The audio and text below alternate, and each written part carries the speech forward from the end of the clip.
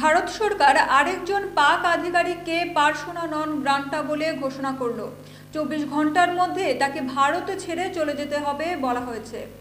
জানা যায়, ভারতে পাকিস্তান হাই কমিশনের ওই কর্মী তার অফিসিয়াল স্ট্যাটাসের বাইরে গিয়ে সন্দেহজনক কার্যকলাপ করছিলেন। সেই কারণেই তার উপরে এই নিষেধাজ্ঞা চাপানো হয়েছে। ঘোষণা করা হয়েছে পার্সোনা নন গ্রান্টা হিসাবে, অর্থাৎ তার এই দেশে থাকার আর অধিকার নেই।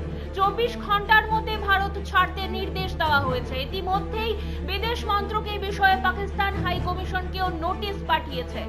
বিদেশ মন্ত্রকের তরফে পাক হাই কমিশনকে স্পষ্ট বার্তা জানিয়েছে যে ভারতে থাকা পাকিস্তানি কূটনীতিক বা অন্য কোনো আধিকারিক যেন তাদের সুবিধা বা পদের অপব্যবহার না করে। এই বিষয়টি পাক সরকারকে নিশ্চিত করতে বলা হয়েছে। সূত্রের খবর, পাক হাই কমিশনের অন্দরে কাজ করা ওই ব্যক্তি ভিসা পরিষেবার আড়ালে গুপ্তচর বৃত্তি করছিলেন। ভারত সরকার তা জানতে পেরেই দেশ থেকে বের করে দেওয়ার সিদ্ধান্ত নিয়েছে। এর আগে গত 13 মে এক পাকিস্তানি আধিকারিককে একইভাবে ফেরত পাঠানো হয়েছিল।